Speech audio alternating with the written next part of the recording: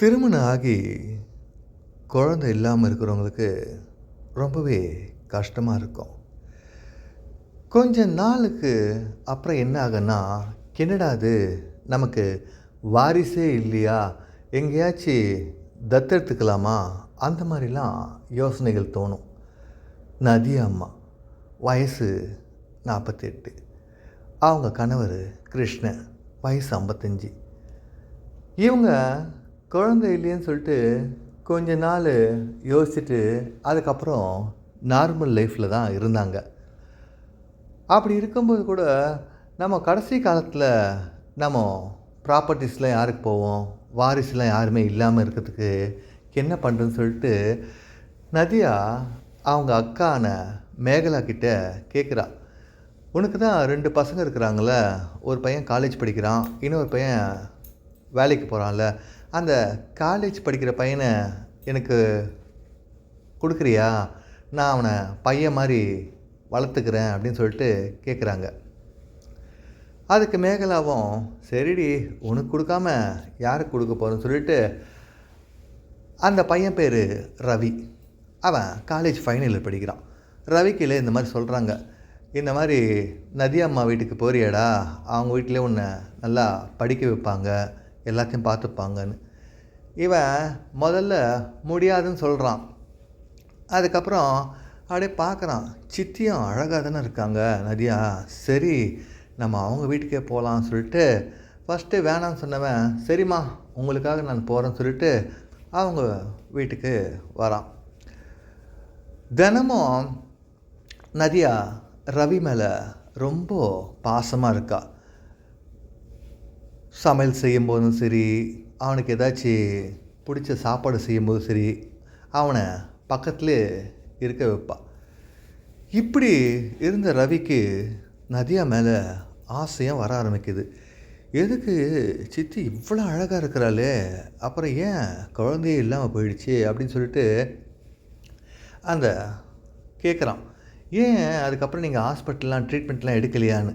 எடுத்தோம், அவருக்கு ஏதோ ப்ராப்ளமா, அதனால் இல்லைன்னு சொல்லிட்டாங்க, என்ன பண்ணுறதுன்னு. இப்படி பேசிகிட்டே இருக்கும்போது அப்படியே அவங்க சித்தி ரவியை பார்க்க ஆரம்பிக்கிறாள். என்ன இவன் பார்க்குற பார்வையே ஒரு மாதிரியாக இருக்குது அப்படின்னு சொல்லிட்டு. ரவிக்கும் நதியா மேலே ரொம்பவே ஆசை. ஒரு நாள் எல்லாம் சாப்பிட்டு தூங்கிட்டு இருக்காங்க. அப்போ ரவி வீட்டு மாடி மேலே போயிட்டு அப்படியே யோசிச்சுன்னு இருக்கான். நதியா அம்மா உடனே எங்கே இவன் காணோம் அப்படின்னு சொல்லிட்டு அந்த மாடி படி மேலே ஏறி மேலே வராங்க. என்ன ரவி அப்படின்றதும் ஒன்றும் இல்லை சித்தி அப்படின்னா. சொல்லு என்னன்னு சொல்லுன்னு. இல்லை நான் ஒரு பொண்ணை லவ் பண்ணிகிட்டு இருந்தேன், அந்த பொண்ணு இப்போ என்னை வேணான்னுச்சு, அதான் எனக்கு மனசே ரொம்ப கஷ்டமாக இருக்குது, எனக்கு என்ன பண்ணுறதுனே தெரில, என்னால் படிக்கவும் முடியல எதுவும் முடியலன்னு சொல்லிட்டு ரவி சொல்ல ஆரம்பிக்கிறான். ரவி சொல்ல ஆரம்பித்ததும் நதியா சொல்கிறா, கவலைப்படாத நாங்கள்லாம் இருக்கோம்ல, அம்மா நான் இருக்கேன்ல, அப்புறம் ஏன் கவலைப்படுறேன்னு சொல்லிட்டு அவனை கட்டி அணைக்க ஆரம்பிக்கிறாள். என்ன தான் இவங்க அவனை பையன் சொன்னாலும் அவன் மனசு ஏற்றுக்காதுல்ல. அவனை பொறுத்த வரைக்கும் நதியா அவனுக்கு சித்தி. கட்டி அணைச்சதை இவனால் என்ன பண்ணுறதுன்னு தெரியல. இவனுக்கு தடியும் எழ ஆரம்பிக்குது.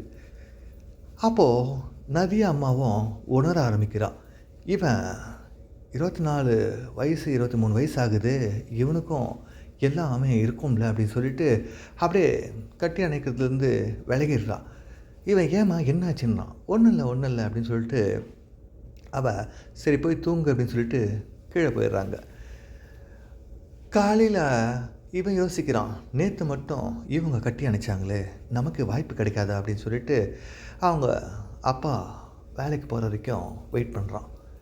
அவர் வெளியே போனதும் இவன் சமையல் கட்டில் இருக்கிற நதியா அம்மா கிட்டே போகிறான். என்னம்மா என்ன சமையல்னு கேட்குறான். மசாலா தோசை தான்டா பண்ண போகிறேன் அப்படின்னு தான். மசாலா தோசையா, எனக்கு ரொம்ப பிடிக்குமான்னு சொல்லிட்டு இவன் அப்படியே நதியா அம்மாவை கட்டி அணைக்க ஆரம்பிக்கிறான். ஏன்னா அவனுக்கு ஒரு காரணம் தேவைப்படுது இல்லை. சரி நதியா அம்மாவும் எதுவும் கேட்டுக்கல. அப்படியே இவன் எப்போல்லாம் ஏதாச்சும் ஒரு சந்தோஷமாக விஷயம் நடக்குதோ அப்போல்லாம் கட்டி அணைக்க ஆரம்பிக்கிறான். ஒரு நாள் நல்ல மழை, மத்தியான நேரம். இவன் காலேஜ்லேருந்து வீட்டுக்கு வரான். வந்ததும் நதியா அம்மா கேட்குறாங்க, என்னடா மழையில் நனைஞ்சிட்டியான்னு. ஆமாம்மா. ஏன் மழை நின்றுட்டப்புறம் வரலாம்லன்னு. இல்லைம்மா, அப்படியே வந்துட்டேன் பாதி வழியில். வந்ததும் மழை தான். சரி, உடனே ஒரு டவலில் கொண்டு வந்து அவன் தலையை தோட்ட ஆரம்பிக்கிறான் நதியா அம்மா. தோட்ட ஆரம்பிக்கும்போது இவன், எனக்கு ரொம்ப குளிர்துமா, என்ன பண்ணுறதுனே தெரியல அப்படின்னதும், இருடா நான் காஃபி போட்டு தரேன் அப்படின்னு சொல்லிட்டு சமையல் கட்டுக்கு போகிறான். ஐயோ காஃபியா, அது வரைக்கும் குளிர் தாங்க முடியாதுன்னு சொல்லிட்டு அப்படியே சமையல் கட்டில் போயிட்டு அதை கட்டி அணைக்க ஆரம்பிக்கிறான். கட்டி அணைக்க ஆரம்பித்ததும் மழை காலம் வேறு, நதியாவாலையும் எவ்வளோ நாள் தான் சமாளிக்க முடியும். கட்டி ஆரம்பித்ததும் நதியா ஒன்று கேட்குறான், என்னடா நீ இந்த அளவுக்கு கட்டி அணைக்கிறேன்னு. இல்லைம்மா, நான் லவ் பண்ண பொண்ணு கூட பார்க்குறதுக்கு உங்களை மாதிரியே தான் இருப்பா. ஐயோ கடவுளே, நான் உனக்கு அம்மா மாதிரிடா அப்படின்னு.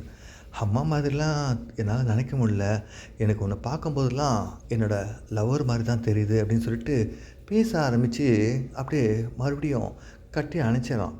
கட்டி அணைச்சதும் நதியாலே எதுவும் சொல்ல முடியல. உடனே அப்படியே கன்னத்துலேயும் நெத்திலையும் முத்தங்கள் கொடுக்க ஆரம்பிக்கிறான். முத்தங்கள் கொடுக்க ஆரம்பித்ததும் இவ உடனே அந்த கேஸ் ஸ்டவ்லாம் ஆஃப் பண்ணிவிட்டு வா அப்படின்னு சொல்லிட்டு அவளோட அறைக்கு கூட்டிகிட்டு போகிறா. போனதும் அங்கே போய் சேலை எடுக்கிறான். சேலை எடுத்ததும் இவனும் பார்க்குறான், என்னம்மா இன்னும் சின்ன பொண்ணு மாதிரி தான் இருக்குன்னு. என்னடா எப்படி சொல்கிற, அப்போ பாருன்னு சொல்லிட்டு மொத்தமாக காட்ட ஆரம்பிக்கிறா. மொத்தமாக பார்த்ததும் ரவி சொல்கிறான், ஆமாம்மா நீ இன்னும் சின்ன பொண்ணு மாதிரி தான் இருக்குன்னு சொல்லிட்டு அப்படியே மாம்பழங்களை சுவைக்க ஆரம்பிக்கிறான். மாம்பழங்களை சுவைக்க ஆரம்பித்து மெதுவாக அவள் முதுகுலையும் தடவ ஆரம்பிக்கிறான் நிற்க வச்சு. நல்லா 2 பேரும் நின்றுக்கிட்டே இப்படி தடவிட்டுருக்காங்க. அதுக்கப்புறம் மெதுவாக இடுப்பு கிட்ட வந்து அங்கே முத்தங்களிட ஆரம்பித்து அப்படியே அவளோட அறைக்கு கூட்டிகிட்டு போகிறான். அங்கே போயிட்டு மெதுவாக தொடைகளை முத்தமிட ஆரம்பித்து கேட்குறான், எனக்கு உனக்கு பிடிச்சிருக்காமா அப்படின்னு கேட்குறான். நதியா ஒன்று சொல்கிறா, பிடிச்சிருக்குடா அப்படின்னு. அப்போது நீ இப்போ வரைக்கும் என் காதலி மாதிரி என்கிட்ட இரு அப்படின்னு சொல்லிட்டு சொன்னதும், சரி ரவி, நான் இன்னிலேருந்து உன் காதலின்னு சொல்கிறான். இவனும் அப்படியே பணியாரத்தை சுவைக்க ஆரம்பிக்கிறான். பணியாரம் சுவைக்க ஆரம்பிக்கும்போது நதியா அம்மா 2 கைகளையும் தூக்குறாங்க.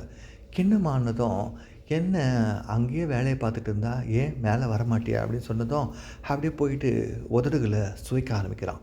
உதடுகள் சுவைக்க ஆரம்பித்து 2 கைகளையும் முத்தமிட ஆரம்பித்து நதியா அம்மாவோட அக்கில் நல்லா மோந்து பார்த்துட்டு அங்கேயும் முத்தங்கள் இட ஆரம்பிக்கிறான். அப்படி முத்தங்கள் இட ஆரம்பித்ததும் நதியா தடவி பார்க்குறான்.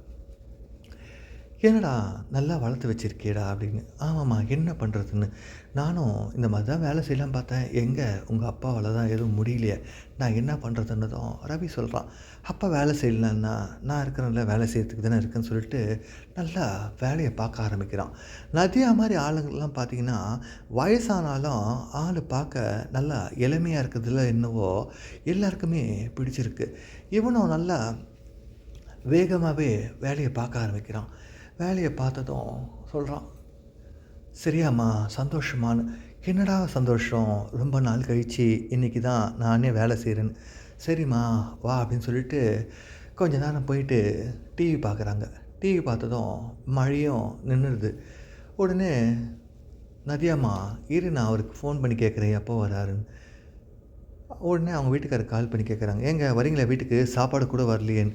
இல்லைம்மா, நான் இங்கேயே ஹோட்டலில் சாப்பிட்டேன். ரவி வந்துட்டானா? வந்துட்டாங்க.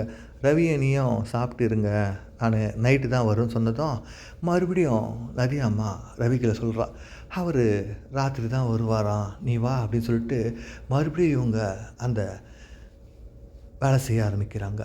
இப்படி வேலை செய்ய நதியாக்கும் ரவிக்கும் ரொம்பவே அன்பு அதிகமாகிடுது. அதுக்கப்புறம் என்ன, எந்த நேரமும் வேலை தான். ஓகே ஃப்ரெண்ட்ஸ், இந்த வீடியோ உங்களுக்கு ரொம்ப பிடிச்சிருக்கும்னு நினைக்கிறேன். மறக்காமல் சப்ஸ்கிரைப் பண்ணிவிடுங்க, லைக் பண்ணிவிடுங்க, ஷேர் பண்ணுங்கள். Take care friends.